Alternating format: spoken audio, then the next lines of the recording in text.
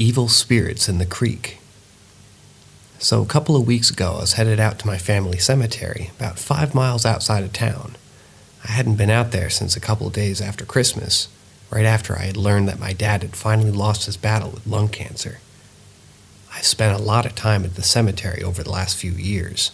I like to go out there and do audio recordings, and just for the fact, it's just so peaceful out there. Well, it used to be. I've had some really bad experiences out there in the last couple of years. I have gotten some really nasty EVPs, and it turned into a very dark place at night. But that's a story for another time. Now when I go out there, I always stop at the little country church, about a mile down the road. The reason for this is because the church used to belong to my great-grandfather and my great-uncle, both of whom preached there. And I go there and ask for their protection and guidance before going to the cemetery. But on this night, I changed my pattern for some reason. Instead of going to the church first, I drove on past the cemetery, about a half a mile, to some property that my aunt and uncle own. There's a small creek that runs along the road. Just before you get to the creek is where my life started out, the old homestead. Now at the bottom of the hill over the creek, crosses under a road and makes a sharp turn to continue following the road. In that turn is what used to be a pretty deep hole. My mom and dad grew up right down the road from there, and all of my family used to swim in that hole and fish. Now it's been a very long time since my parents and my uncle even saw me swam there. As a matter of fact, over the years that hole's been filled in, and so no more. Just a shallow bend in the creek. Back in the day, one of my uncle's high school friends drowned there. My uncle also drowned there. They were able to revive him, thank God. So when I arrived there, I backed my truck into the drive. I was barely off the roadway and left my headlights and the motor running. I was only going to be in there for a minute, and I started to record a video on my iPhone, and I was describing why I was going to the cemetery. Now, during all of this, at one point, I thought I saw something pop up from the creek and then go back down really quickly. However, I tried to ignore it and kept going about with my video. After a minute or so, it happened again. I didn't miss a beat and kept on filming, but noted that it appeared to be a figure, human in nature, but grayish white, kind of skinny, but I didn't see a face. Once again, I kept right on going, trying to ignore what I had seen, and then it happened a third time. This time it looked more gray than white, and there was no face, and at that moment, the feeling of something dark, unfriendly, and mad, and I was there. And it was washing over me, and every hair in my body stood straight on end. I started saying, "This isn't good," repeatedly, and then I got the feeling that something aggressive and mad as hell was approaching very quickly. I tried to get out of there as quickly as I could, but it wasn't quick enough. Anyone ever get that some call spirit jumped? It's where a spirit or entity jumps into your body. It's brief most of the time, but not brief enough. Your body goes into survival mode, adrenaline dumps, but not like a normal adrenaline dump. This is like 10 times worse. It may also feel like your breath is sucked right out of your lungs and it's a struggle to breathe in any air. It's scary as hell when it happens. You also feel like something evil has reached into your body and grabbed your soul. It's a very demanding warning to get the hell away, and by any means necessary. When I pulled out of there, I headed straight up the road to the church, but before I could get there, I heard a very ominous growl over my left shoulder and got hit a second time. This time was much worse than the first. I became very vocal and demanded that it get away and out of my truck, but it stayed until I reached the church. When I pulled in, I called upon my great-grandfather to help. Then I was hit a third time. It was brief, but the point was getting across to me. I could feel everything lighten up, as they say. The hairs went down and I became relaxed fairly quickly. I left the church and went back home, where I had my daughter bring out my Bible, and I didn't go inside until I was certain that whatever it was had left me. The next morning I went to the family cemetery, stopping at the church first, of course. I used the necrophonic app, which I use quite a bit from time to time. I didn't even ask about the night before, but I was told that there was evil at the creek. Stay away from the water. They called it dark water. I had never in almost 3 years of using that app ever gotten those responses, or any mentions of water or dark water. And no, I was not under the influence of anything. I take no medications, and other than PTSD, I have no mental health issues. This particular area is pretty rural. The area had a lot of Native American activity, and it's within 300 feet of a known burial ground, as well as another cemetery that had long been forgotten. As a kid, the woods around the area always seemed to have a dark side, but always felt watched when we were playing in the woods around there. There's also a piece of property within a quarter mile that was rumored of being owned by a witch.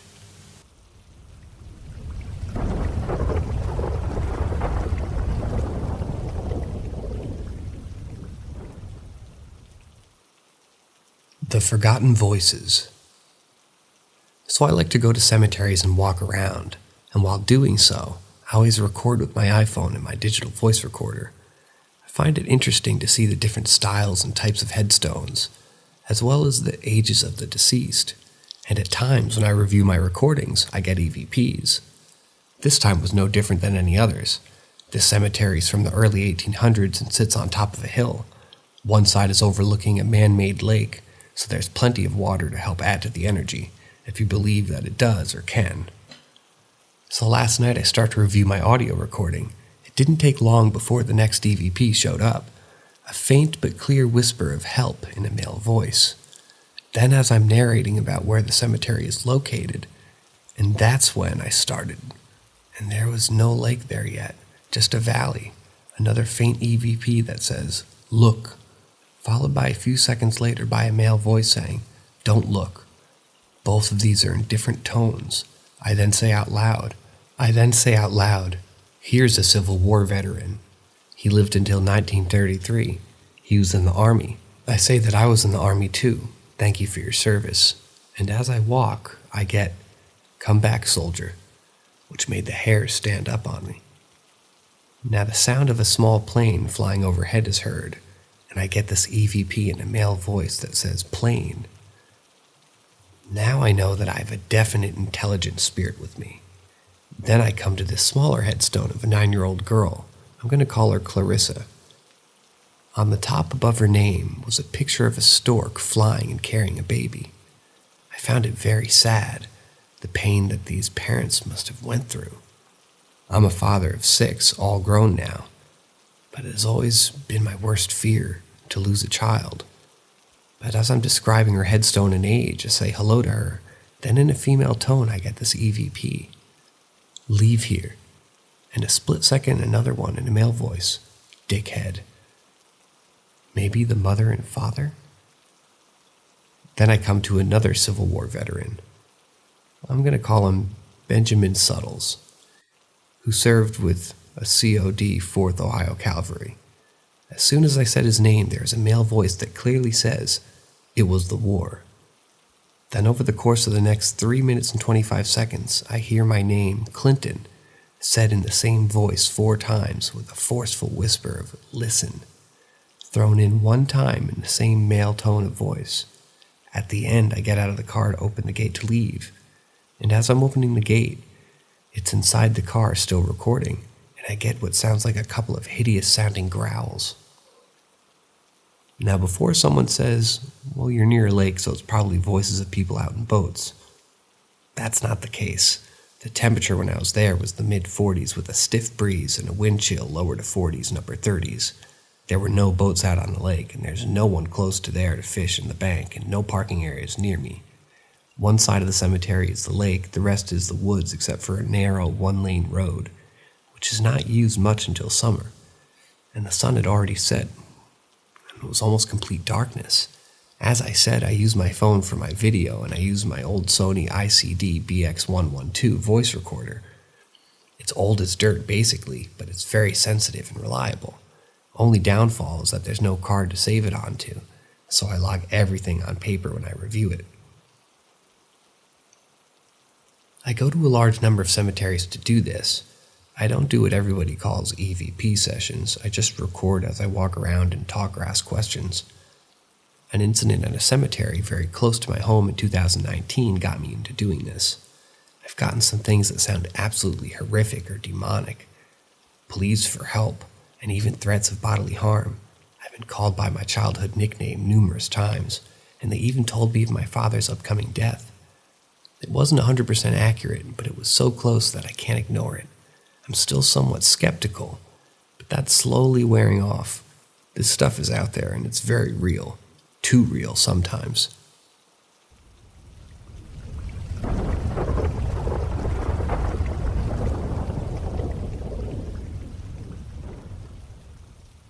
Vehement atheist turned moderately spiritual after my mom's passing. My mom had battled cancer for over 9 years. We never had a great relationship, but while it was tumultuous, I would never argue that she was a strong lady. She started declining really fast a couple of months before my wedding, and to our surprise, she ended up making it to it. She was frail and under 100 pounds and still got her ass on the dance floor. She went into hospice on Monday. She was tough to convince that it was time for hospice, but when she lost most bodily functions and was in too much pain, she just finally agreed. She was coherent, although tired.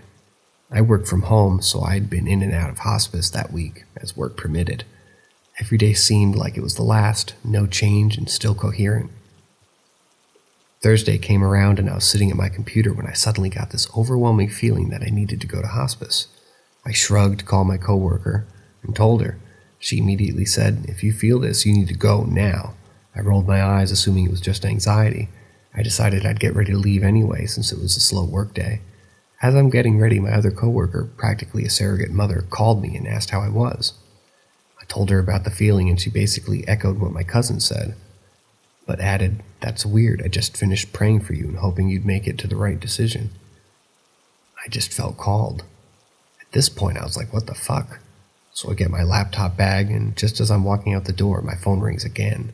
This time it's my dad. He sounds somber and says, "It's time. The death rattle has started." She doesn't have much time. So I get in my car and fly to the hospice. I get there, meet with my family, and spend time alone with her saying my goodbyes. I got there probably a little bit before noon, and she passed away before 2. I was shook apart from the trauma of watching my mother die, and the feeling I got that told me that I was going to go and was so outrageous to me. I realized there's a likelihood that even though our relationship was rocky, we were connected. She always had this weird mom instinct to check in whenever I was home alone, even when she had no idea I was alone. Fast forward a few months and her sister calls me and says some creepy shit happened to another cousin of mine. I'll preface this by saying both my mother and this cousin had partners that were notoriously cheaters. Recently, this cousin's husband had cheated, and my cousin made the decision to stay with her husband. My aunt called me to tell her that months after my mother's death, my cousin got a text from my mother that said, "He never changed." I was floored. I couldn't even, and I still can't to this day. I try to tell myself that both of these things have logical explanations, but it's just so bizarre.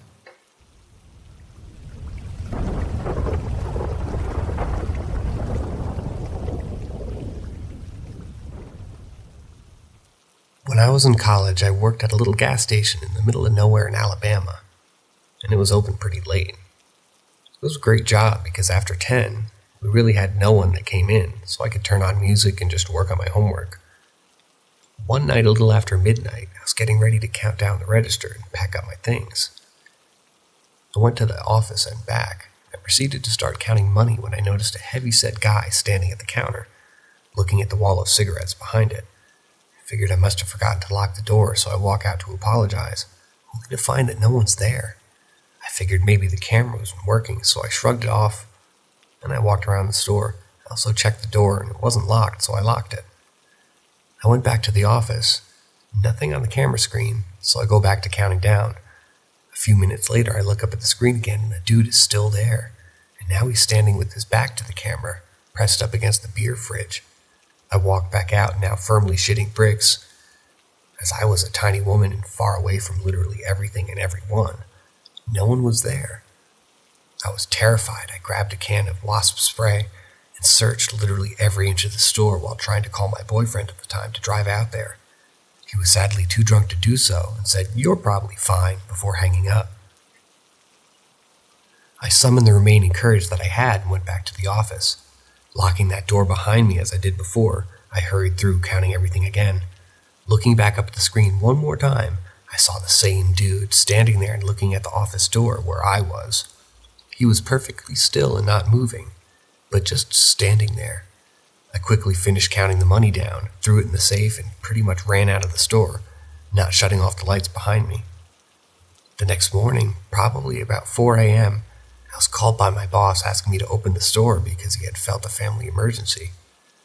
The extra money was also nice, so I agreed, but asked if I could bring my friend with me, since it had only been about an hour or two and I told him what had happened the night before. "Oh, you saw him, huh?" "Yeah, go ahead. He scares me too."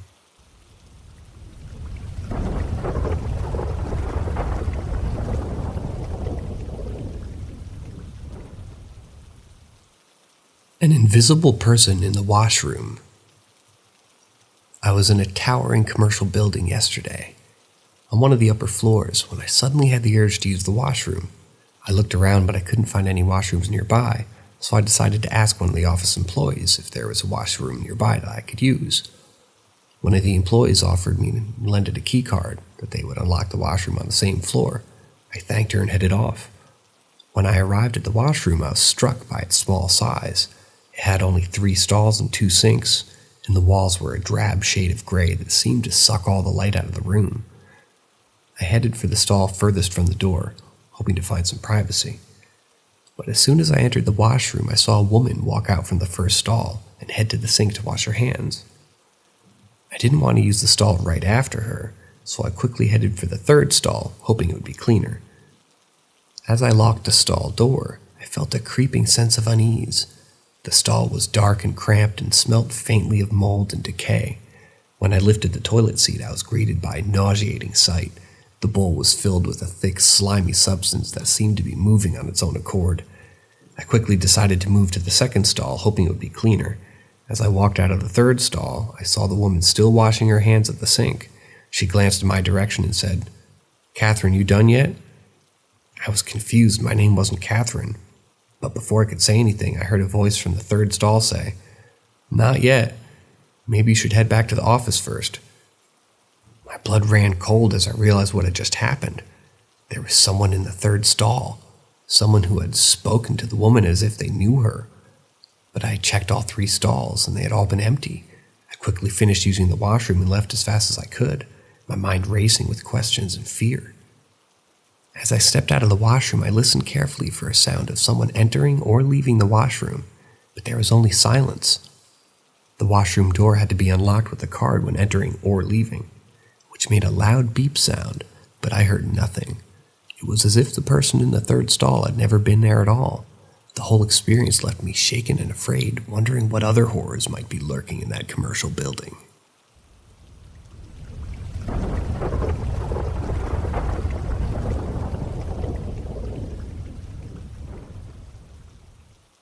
Did you ever encounter places where you suddenly feel anxiety every time you're there?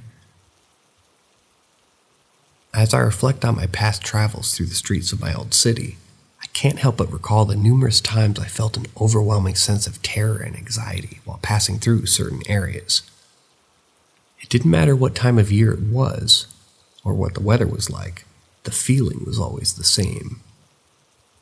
I remember one particular spot, just a small stretch of road that couldn't have been more than 30 meters in length. It was situated in an otherwise normal district, with no obvious signs of danger or ominous history. And yet, every time I walked down that street, I was filled with an inexplicable dread that made me want to run as fast as I could in the opposite direction. It wasn't just that one spot, there were others as well. Some were larger, encompassing entire blocks of houses, while others were more isolated. No matter where I went, it seemed like there was always some place that triggered that same sense of unease and fear within me. I tried to find an explanation for it, researching the history of various neighborhoods and scouring old maps for any clues, but there was nothing to suggest that these areas were any different from the rest of the city. No cemeteries, no ancient ruins, no evidence of alien activity, nothing that could explain the overwhelming sense of dread that I felt. One of my friends told me that she always felt uneasy at a particular subway station, which I later discovered had been built right in the middle of a medieval cemetery, but But even there, I didn't experience the same feeling of terror that I did in those seemingly innocuous parts of the city. It was as if there was some unseen force lurking in the shadows, waiting to pounce on anyone who dared to cross its path. And no matter how hard I tried to shake the feeling, it followed me wherever I went. Even now, years later, the memory of those terrifying spots still haunt me. I can't help but wonder what dark secrets they might be hiding.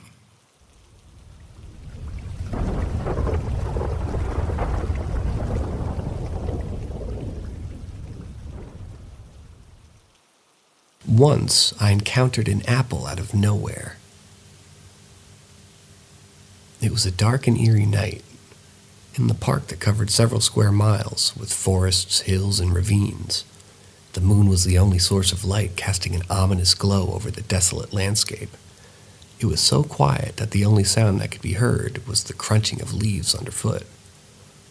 The protagonist, having lived in the area all their life, knew the park like the back of their hand. They had spent countless hours exploring every inch of it during their childhood, and as an adult, they often visited the park at night for a leisurely walk, after a long day at work.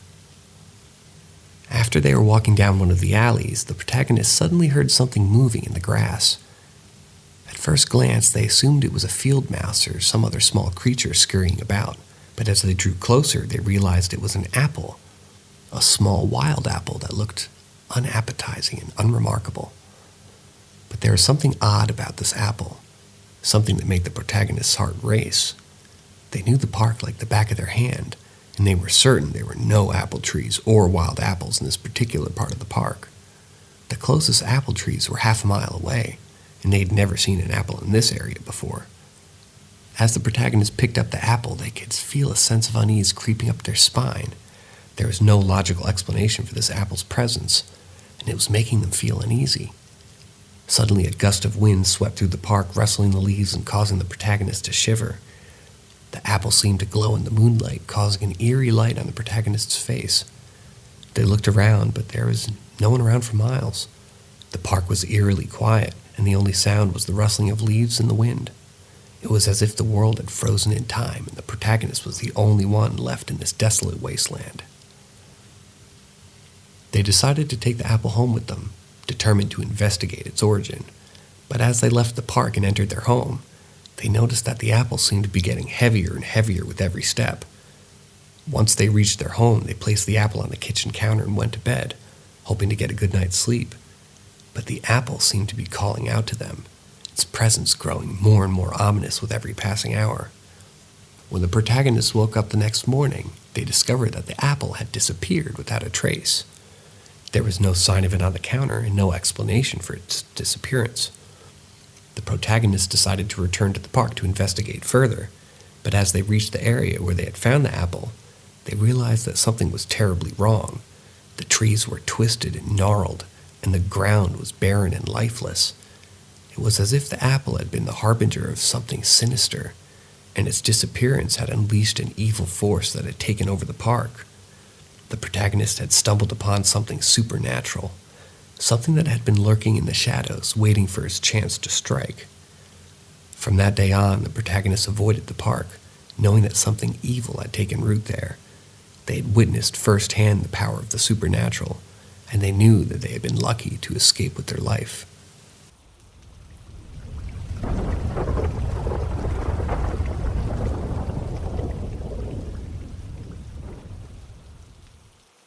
Car right behind, then nothing at all. Ghost car? One dark and quiet night, I found myself driving home alone on a deserted road in downtown Tulsa. It was around 2 a.m, and I was the only one on the road. That is, until I noticed another car, a grayish-black one, driving erratically in front of me. As I got closer, I realized the car was all over the road, and I needed to pass it. Finally, the car moved into the right lane, and I began to pass. As I passed the car, I got a good look at it. It was a strange vehicle with a black tinted window that looked ominous in the darkness. Suddenly, the car's brights came on, and then it began to follow me, staying uncomfortably close. I couldn't shake the feeling that something wasn't right, and I started to panic. But just as quickly as it had appeared, the car vanished from my rearview mirror, leaving me completely alone on the deserted road. I couldn't believe my eyes.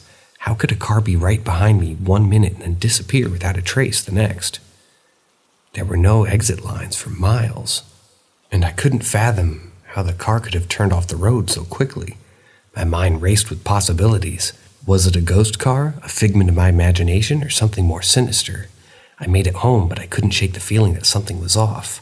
For weeks after, I couldn't drive that stretch of road without feeling the hairs on the back of my neck stand up. I still wonder what happened that night and what the driver of that strange car wanted with me.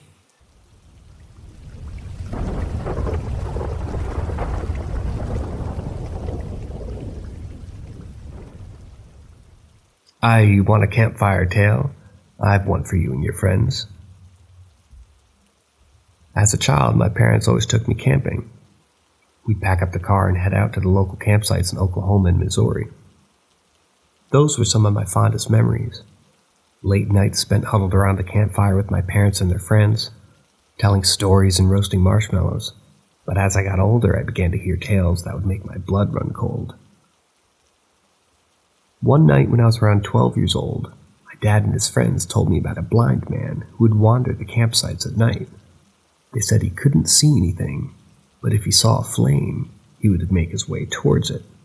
The story goes that if you're sitting around a campfire at night, you may look back to see someone in the distance making their way towards your campsite.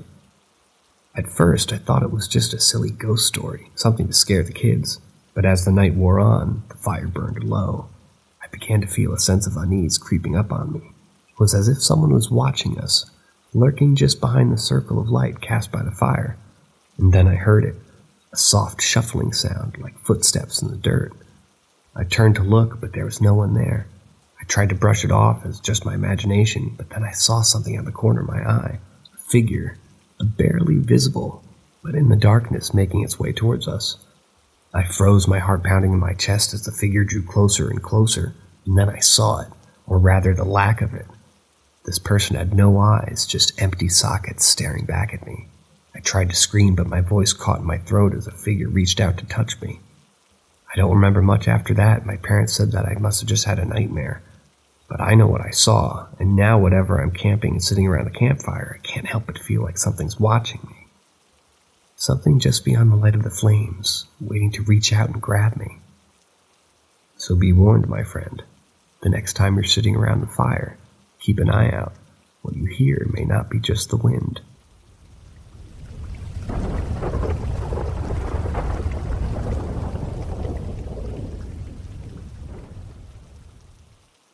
Was it an angel?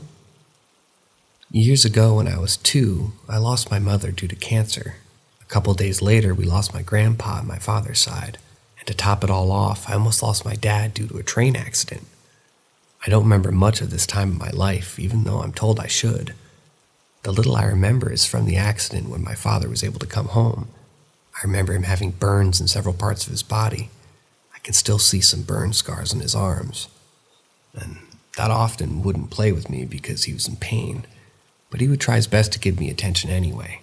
But he'd often say that I was his little princess and that he would never ever leave me, and that even death could never force him to abandon me. Since I don't remember anything for the rest of the story is what I was told by multiple family members. My father is and has always been a truck driver and has gone to multiple states, so we would often leave for extended periods of time. After my mother and grandpa died, he decided to take a break in order to look after me and my mom, and mourn the loved ones we lost. Even though he wanted to stay at home, he couldn't. He had to work in order to support me and my grandma on my father's side, who had just lost her husband. I'm told that the day he was leaving, I clung to his leg even though I didn't say anything. I was told that after everything that had happened, I didn't speak and my bad nail-biting habits began. I wouldn't let him go until my grandpa pried me off and took me to watch TV. As soon as he closed the door, I ran to the window and watched him leave with tears in my eyes. My father was already driving the truck when he approached the train tracks. The warnings, bars, lights, they weren't on and the bars weren't up. So he drove through when suddenly the red light began blinking. The bars lowered, which didn't allow him to drive the truck to the other side, and you heard the train coming and the blowing of its whistle. Before he could get out, it was too late and the train hit the truck. He recalls, for that moment, It's like his soul left his body because he remembers being high up and seeing how the train railed the truck and how his body was still in there. After that, he said everything went dark and he could only hear my mother and my grandpa telling him to wake up. He slowly opened his eyes and swears that for that moment, he saw my mother and grandpa standing in front of him. He was in a helicopter which was taking him to the hospital, and he said he couldn't move at all, and he only heard the people in the helicopter saying that it was a miracle he was still alive, but that he may not have much time left after he had blanketed out. In the following days in the hospital, my uncle says that a gentle old man would come almost daily, dropping off food or clothes for my father. My father only met this elderly man a couple of times, but he says that he was really nice and gentle. On the last day my father was in the hospital, the old man told my uncle that this was the last time he would come visit because my father was due to come home soon. The old man wrote down his name and phone number on a piece of paper napkin and went on his way home. A couple of days passed and my father, already home, without telling him, my uncle decided to call the old man and thank him for his kindness. My uncle recalls, almost verbatim, the conversation went like this. Calls the number the old man gave him. Young lady picks up. Uncle. Hello, is this so-and-so's phone number? Young lady. Hi, yes, this was his phone number. Can I help you? Oh, I just wanted to thank him for helping my brother out while he recovered in the hospital. Young lady. Sir, are you sure? Said his name was so-and-so. Uncle. Yes, I'm positive. He even wrote his name and phone number on a piece of paper so I wouldn't forget. Young lady. So, sir. And so was my late father. He passed away years ago in an accident. That's impossible. My wife and the rest of my family spoke with. So did my brother. Young lady. I don't see how that's possible. He's been dead for years now. After that, my uncle finished speaking with the young lady, said his goodbyes, and hung up. To this day, no one's really sure why that kind old man chose to help my dad or how it's even possible. My bonus mom, stepmom, believes it was an angel who wanted to help my dad. However, my aunt believes that it was just a spirit who didn't want the same thing that happened to him to happen to my father. What do y'all think?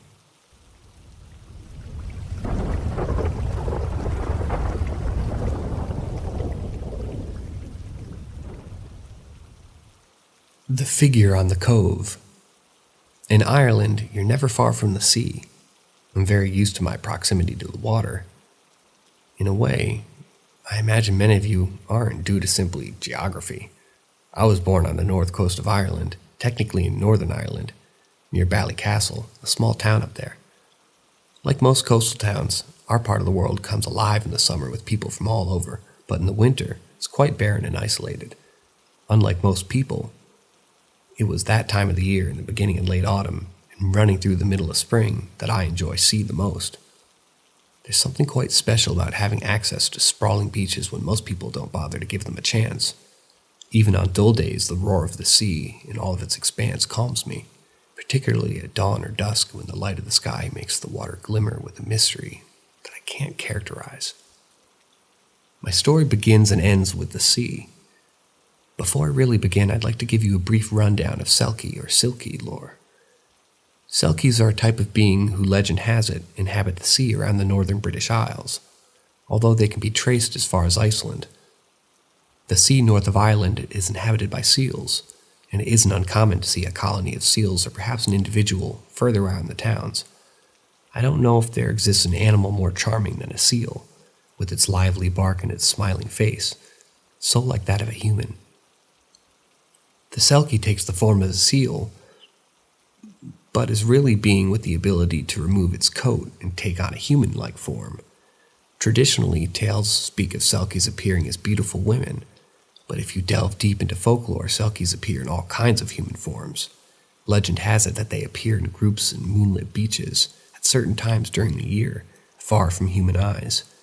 Here they will remove their seal coats and take on their human bodies, dancing with jubilance to music under the light of the moon before eventually returning to the sea. It sounds like a very innocent myth, but there is a much darker side to the Selkie. Ireland isn't a large country, and so relatively speaking, you can never be too far from humanity and civilization. If misfortune strikes and human catches sight of a group of Selkies, they'll dart into the coasts and make their way back to the sea without hesitation. If, however, the human takes hold of one of the coats, their skin, then the Selkie is bound to him. The Selkie cannot return without this. Consequently, stories tell of man taking Selkies as wives, keeping the sealskin hidden away.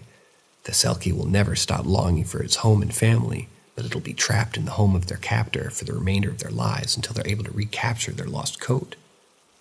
Most would never succeed in doing so. Like most myths, I would have always taken Selkies with a pinch of salt. That is until I was 17 and had my own experience that was really unexplainable unless you place some credence on Selkie lore. As I say, I was born on the coast, just outside of town. Teenage life can be challenging for anyone, but for me, this was amplified by being a queer person in a very small community. It wasn't easy, but I found some solace in nature, which, as I said, provided me with headspace at a time when I needed it more than anything. Ironically, the best tonic for my sense of isolation was isolation. A self-built isolation on those evenings when I could walk 10 minutes to the beach and enjoy the setting sun, which made the water glisten with hope and that unexplainable sense of mystery. I spent hours down there, particularly on those cold days when contact with other people would be minimal. Mostly there wouldn't be much to say about those evenings. I would walk and walk and walk and walk and eventually begin to switch off. Not terribly exciting, but steady and constant. There was one evening, however, when my path took a different turn. There was a section on the beach that was somewhat shrouded by dunes and rocks, a quiet cove a few miles down from the side of the beach I started at. We were deep in spring at this point. I know this because I never could have made it that far along the sand in the winter months when daylight was minimal. I was trying to maximize my time here before the tourist season began and the area would begin to fill with people from all over. On the beach, I was stricken by the sight of what looked like a young man. The light was beginning to dim, and the sea had a purply hue. He was strewn out in the sand, his form slender and somehow gentle. It would have been somewhat unusual to see someone this far out on the beach at this time of year, but not altogether shocking. What was shocking was that he was entirely naked, with not a single item of clothing in sight, either on his body or on the sand. And I'll inform you now that although winter had ended, an Irish spring is hardly warm. It isn't rare for snow to fall as late as March or April, and the wind, particularly by the sea, is biting, at times relentless. You can understand my shock then seeing this naked figure on the beach that day. What made it more bewildering was that his body appeared to glimmer. It was as though he was formed from matter related to the sea before us, which gleamed in much the same way as pale skin imitated its hue, moving softly with the sun to create something that transfixed me. I'd just have been deeply embarrassed by anything related to nudity or sex. I was an awkward 17-year-old from rural Ireland, but this was different in the same way that the sea, this day, was calming and soothed me. It was as though he was inspired by the same effect, though somehow magnified. I lost track of the time spent in that spot, and I'm embarrassed to write now that I stood staring at what I thought was a naked man for an amount of time, but I can only be honest. And then it was over. He opened his eyes suddenly and appeared to become stiff in a way that contrasted, until then, relaxed form. I saw him turn his eyes to me, which widened in shock. These eyes, I remember, were striking, even from a slight distance. They were gray, but startling so, almost sinking into the whiteness that surrounded them like watercolor piercing, despite the lack of hue. His entire form was one pale, glistening shape that melded together and appeared translucent in the dimming light. He quickly and soundlessly rose to his feet and moved with a sharp fluidity to the rocks behind him. Still frozen, I watched as he emerged from the rocks, carrying what looked like a silvery piece of cloth, which matched his own body. I say cloth, but it didn't move in the wind, which was blowing in from the sea. It seemed solid and heavy, but he carried it effortlessly with the sea at a fast pace, eyes staring intently at me the entire time. When he reached the sea, he stepped into the water with that coat and buried himself into the waves, and then he was gone. At this, I shook myself back to life and moved toward the shore myself. Much as I tried, I couldn't make out his form anywhere. He had vanished into the roaring boundlessly without any physical trace. I was bemused but exhilarated. I remained there for around 10 minutes more before making my own way home. The images of the evening etched into my mind for the duration of the walk, which was guided by the light of the now fully risen moon. My parents were frustrated when I reached my house, upset that I had been out for much longer than I had expected, but their words seemed to drift over my head. I was a quiet teenager, and I imagined I wasn't surprised to them that I didn't have much to say, so no matter their frustration. I didn't speak to anyone at the time about what I had encountered on that evening. Being a bit of an outcast already, I hardly wanted to appear even odder. But it would be a few years before I really found a group of friends with whom I could mull these thoughts over with. I did, however, spend the next weeks burying myself in online literature about anything that might have been connected to the image on the figure on the beach. I came across Selkie stories and immersed myself in Selkie lore. Although it didn't entirely match what I had seen, it was the only mythos I could find that was somewhat similar. I returned to that part of the beach many times, especially in summer when daylight was much more generous. It saddened me that it never came across as being that I had seen it at night. On one occasion, however, I had resigned myself to walking back home when I heard a bark coming from the shore. I was delighted to see 3 silvery seals in the water, a few meters out into the sea. They moved playfully, their voices filling the air. It struck me that one, little smaller than the other 2, was looking at me watchfully, small eyes intent. The light of the setting sun hit its body, which sparkled with its rays, and I smiled back, waving slightly. I don't know if this was the being I had seen that evening some months before. It may have been, or it may have just been an ordinary, albeit beautiful seal. What I do know is that I didn't want to disturb him or frighten him, so after waving, I began my walk home. I pray that whoever or whatever he was, he knows now that I meant him no harm, and when I encountered him, I enjoyed the evening light on the cove. Rather, I would love to be able to communicate with him. How much seeing him meant to me and how much peace it brought to my mind seeing one other creature enjoying the glory and beauty of nature on a spring evening in Ireland.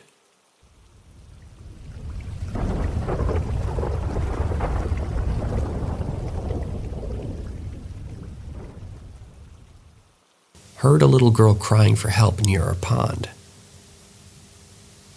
Well, tonight I was outside with my cousin, helping him set up for his new basketball hoop. We got finished with it, and he was shooting some hoops while I was watching it, and it's about dusk. Then he asks me if I want to go inside. I say sure, and then all of a sudden I hear, "Help me, please help me, someone please help me." It sounded like a little girl crying for help near a pond. I was shaking, and my cousin had already went inside the door, but it was waiting for me. At this point, I'm shaking because it's almost like I knew what it was as soon as I heard it. My cousin came back out, and I no longer heard it. Then I'm shaking my way back inside and tell my fiancée, and she looks out from the bathroom window because it's looking out towards the pond, and she sees a little girl out there. Then she tells me to come, and look not even 10 seconds later, and there's nothing there. What the hell is happening? First it was knocking and howling. We're having actual experiences. I'm seriously terrified. I checked for any sign of an actual little girl, and there's no sign of anyone having been down there. So for all you that say stupid shit because I didn't go down there and help the little girl, stop. It wasn't a real little girl, and I know it wasn't. I know who lives around this area, and I know what happens around here. It's just not some distressed kid, I promise. I've been reading up skinwalkers and also thinking about them. I'm about 60% native, and also just had a child. Lots of negative things are going on in the family right now. It's chaotic, and it's feeding off of these things. This wants a little girl that was kidnapped or anything like that. My fiancée, say her out by the pond or the grass, she couldn't have fell in 10 seconds, and there was no sign. There was no splashing in the water, no ripples, and also when I checked this morning, there were no footprints or hair, shoes, clothes, anything. It was muddy enough to see if someone had been there last night. I'm going to start catching all this on camera so all the people who are anal and calling me names will see what I mean.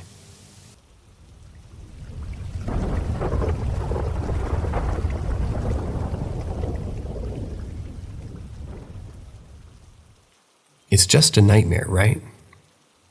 Around 2 years ago now, I was working in landscaping, which means I woke up at 5 a.m. and I was at work by 6. Sometimes my now fiancé would spend the night with me for no particular reason other than to spend the night. And one morning I woke up and got ready for work and left. Everything seemed normal, just another early morning. Around 1 p.m. I got a call from my fiancé asking where I was. I was really confused, but I told her I'm at work like always. She questioned me and asked if I'd gone in late or something, to which I told her, nope, left just like always. She then tells me that she vividly remembered me coming up and going into bed and crawling in with her, saying I wasn't feeling good and that I was going to take the day off. She questioned me and I put my arm around her. We both drifted off to sleep. That didn't happen, and I chalked it up to her having a weird, vivid dream. About 2.5 months later, the same circumstances, I get another frantic call at around 7 a.m. My fiancée is not a morning person, and she'll usually fall asleep until noon. She has the day off, so I was immediately wondering what happened. She tells me that it happened again, only this time, when I went in to get into bed with her, she said, "You're not hot sauce." I don't want to give out my real name, hope you all understand. To which whatever was posing as me gets angry and says, "How did you know?" This freaked her out, and she said she suddenly felt like she was in danger, so she finally sat up and looked towards where the voice came from and realized nothing was there. I eventually managed to calm her down and convinced that it was just a bad nightmare or something. We talked later that night, and she says that whatever it was felt dangerous. I am a believer in the paranormal, but had lived in this particular apartment for about 2 years at this point, and I'd never experienced anything.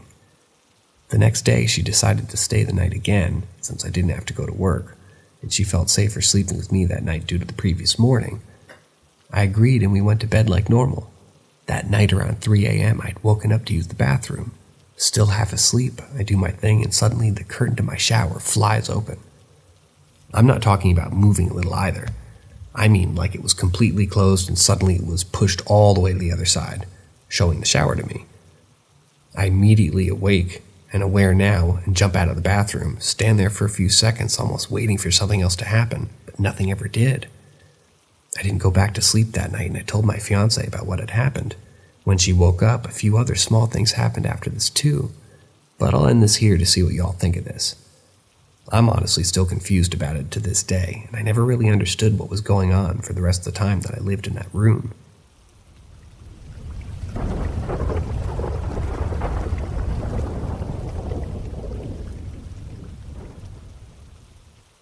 I grew up in the rural mining town in British Columbia. When I was a kid in the early 90s, I had a friend whose father, a doctor, resided in a large home in my neighborhood. The home, originally built for a wealthy mining contractor, was one of the first ones built in the community. The property was large, containing not only the house, but a surrounding private forest, an old mining shack, and a small house for what might be assumed to be servants or guests. It's hard to put into words the size of this forest. Despite being in the heart of the community, you could easily lose yourself in it. In part because it was a prime location for my childhood antics, my friends and I would play fight, hold adventures, and use it as a playground. Nevertheless, we never went in there alone. It's true for most forests that, especially at night, they can often seem foreboding or scary to kids. But despite that, I felt like there was something really off about it, even during daylight hours. The few times we weren't playing and sat silent within it, the forest itself would be unnaturally quiet.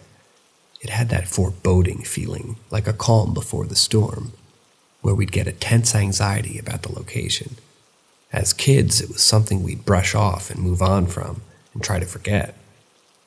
Forward many years, the family of a friend who lived in that house moved away. I worked as a page in a local library then. One task involved was cataloging the local newspaper collection we had available and making sure that it was in order. Sometimes curiosity would get the better of me, and I'd sit there reading some of the more fascinating stories that would make the town's top headlines. And then one in particular stood out. I wish I remembered the details, and it would have been nice to find again.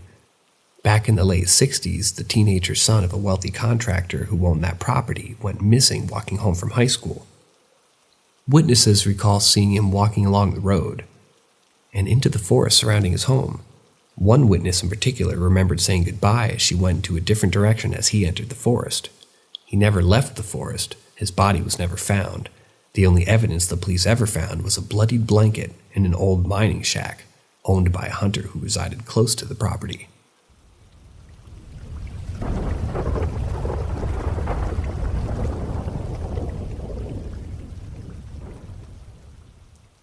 Something is jumping on my bed. What is it and why?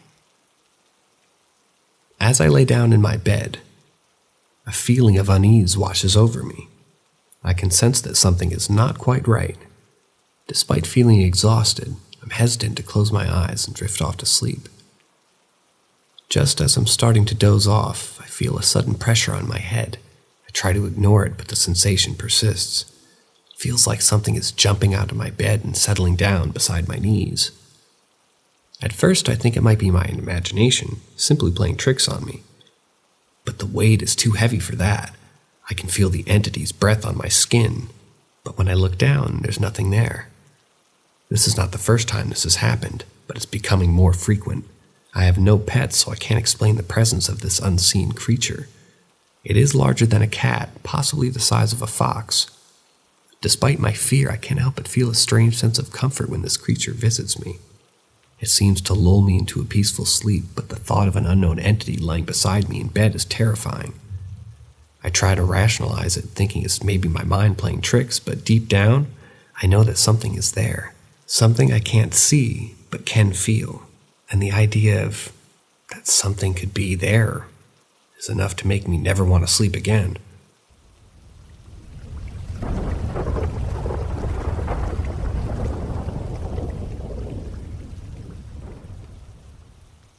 Weird noise, weird things happening. As I sit here in my living room, the weight of the unknown pressing down on me, I can't help but wonder what lurks in the shadows of my home. For years, I've moved from one house to another, hoping to escape the inexplicable phenomena that seem to follow me. But every time, the horrors only seem to intensify. In this latest home, I initially felt like I had found a sanctuary, perhaps. The atmosphere was calm and uneventful, and I'd hoped that perhaps, just maybe, the nightmare was finally over. However, it wasn't long before the strange happenings began to manifest themselves once again. At first, it was the occasional sound of footsteps that I would hear while I was at home alone. I tried to brush it off, telling maybe it was just my imagination playing tricks on me, but the footsteps only grew louder and more persistent. Then came the orbs. Every time I reviewed the security footage, I would see these eerie balls of light dancing around the house, their movements seeming almost purposeful. I couldn't shake the feeling that they were watching me and studying me, but the worst was yet to come. One night I was woken by the sound of something cracking in the darkness. It was so loud that I thought it was a gunshot at first. But when I looked around, I saw nothing out of the ordinary. The hairs on the back of my neck stood on end, and I was paralyzed by a sudden and overwhelming sense of dread. Then in the corner of my eye, I saw a dark shape moving. It was like a black spot, a shadow that slithered through the room with an eerie grace. I tried to focus on it to get a better look, but every time I turned to face it, it was gone. That's when the smell hit me. It was a putrid stench that filled my nostrils like the smell of rotting eggs. It was so intense that I could taste it, and I gagged on the fumes. I don't know how long it lasted, but it felt like an eternity before it finally dissipated. I don't know what to do. I don't know what any of this means. But what I do know is that I'm not alone in this house. Something is here with me. Something that I can't see or touch. But I can feel its presence, and it's getting stronger every day.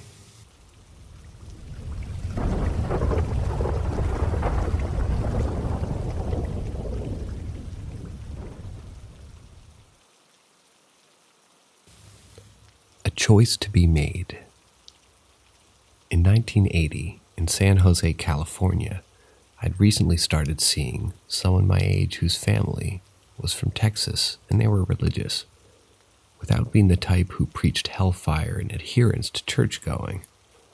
As I learned about their beliefs, I found that more and more I wanted to be someone of the same belief. One of the conditions was that I would be baptized. I'm sorry, but I don't want to go into any more detail on how this is done. A date was set for this, and the night before I went to bed, a strange dream came to me. San Jose was lines of the foothills on both sides of the valley, and a tall mountain in the southwest called Mount Anumhum. In my dream, a male voice called my name and found myself walking into the foothills and following roads until they ran out, and I was following gravel roads and old game trails. As I climbed, the voice became louder and more commanding. I was very tired and afraid, but I couldn't deny that voice. I kept climbing. When I got to the top of Mount Anumhum, at last I was standing in front of a cave. There was snow around the ground, but there was a dull orange glow coming from the cave's entrance. As I debated going in, the man emerged from the entrance and smiled at me. He was the most beautiful being that I'd ever seen.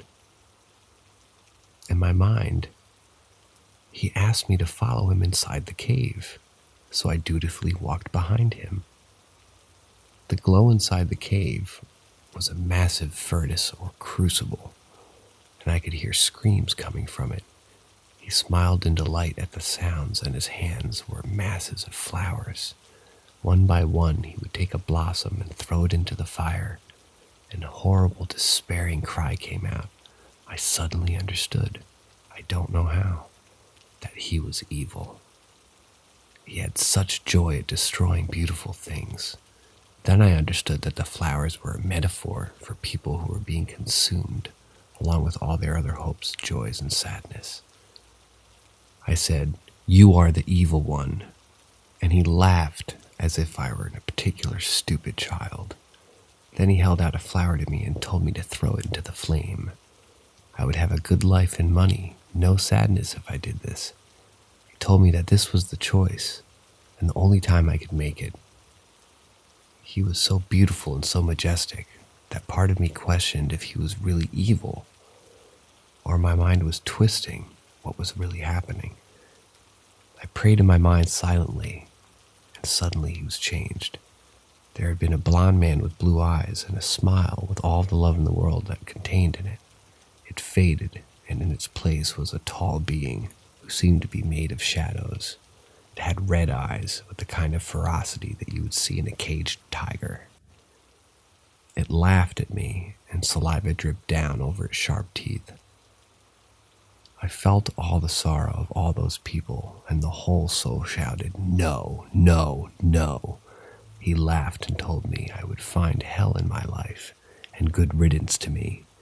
In my dream, I ran from that cave out to the brushy hillside. I ran all night, ran down the trails, then roads, then streets, till I got home. I remembered nothing until I woke up the next morning, very early. The whole memory was in my mind. The room was destroyed as if a great tornado had come through. Everything knocked off the walls, furniture uprended, clothes thrown from dresser all over the floor. The strangest thing was my hands were covered with scratches and cuts. My feet were bruised and dirt-covered as if I'd walked miles, and I was still in the clothes that I had worn the day before, minus my shoes. I had gone to bed in my pajamas, but my clothes had been on a clothes hamper next to my desk. At this time, I lived with my parents and my sister. They had been home all night. I asked, but noticed nothing unusual. The house alarm had been set all night. If I had been sleepwalking, it probably would have been set off. Of course, I didn't tell them the depth of what had happened. I asked if I'd ever sleepwalk or heard any voices. No one noticed anything at all. The bruises stayed for a week or two, along with the cuts. I never had this type of dream again. And no, I'm not bipolar or schizophrenic. It simply happened one night and stopped when my choice was made. I leave any judgment up to you, the reader. The flip side of this, not that long after, I was given proof of God, a genuine manifestation of it that I saw with my own eyes, if anyone is interested.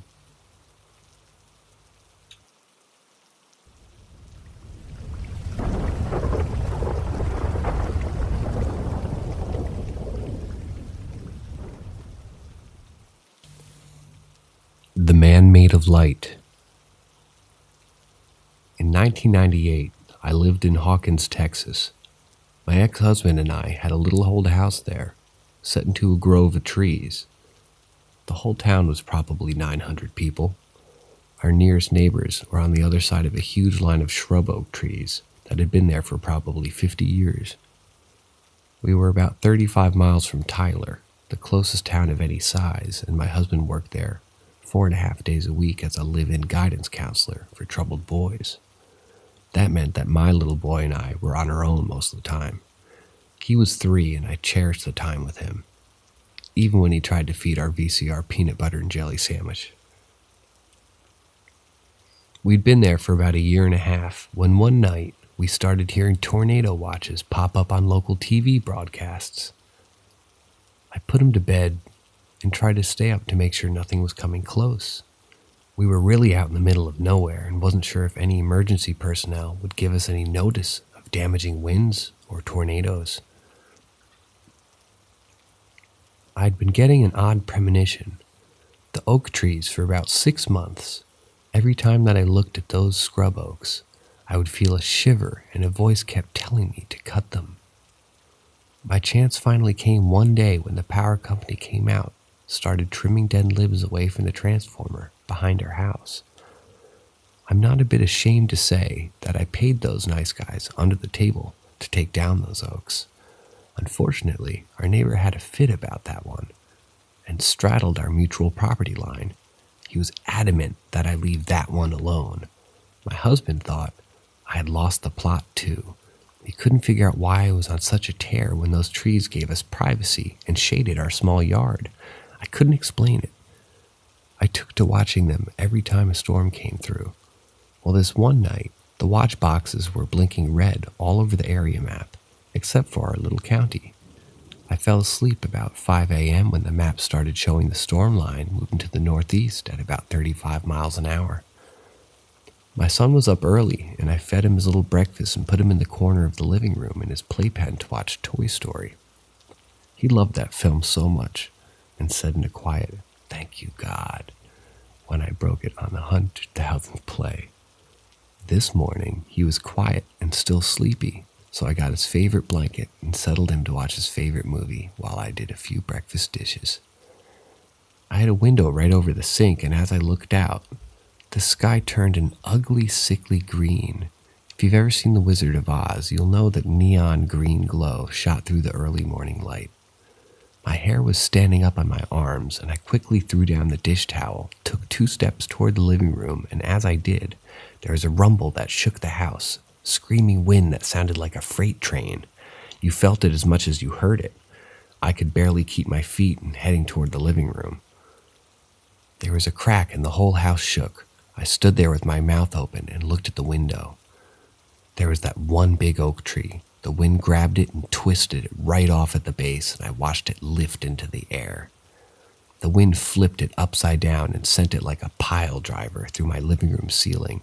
In the back of my mind, I could hear someone screaming. I keep thinking, why don't they shut up?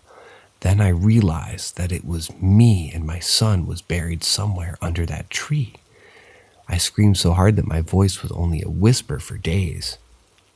The living room was gone except for the sky through the ceiling and giant broken branches dripping with rain. I really think at that moment I lost my sanity, sank down onto the floor in shock. Something kicked in and I started clearing branches with my bare hands. I was working with tears running down my face. The phone had been in the living room. It was gone. Then I heard a quiet little voice ask, "Why are you crying, Mommy?" The baby was behind me, clean, dry, still sleepy. I asked him where he had been. Here's what he said word for word. "I was sleepy, and a man who made of light came and talked to me. He shined. Mom." He smiled, and my heart was so happy. He said, "You need to go to your mommy's bedroom, put your arms around your knees, and wait. I'll take care of Mommy." The man carried him into the farthest room, kissed him on the head, and told him not to worry. When he heard the crash, he waited until he heard it get quiet. Then he came in to check on me. There are angels, and one saved my boy. The house was destroyed, but I didn't care. All that mattered was that he was safe. It turned out that that freak straight light wind had cut a narrow path between our house and the neighbors. I don't want to think of what might have happened if those other trees hadn't been cut down. We found a towny house. Nearby, none of our furniture was salvageable. It didn't matter. We were loved and protected. That's enough.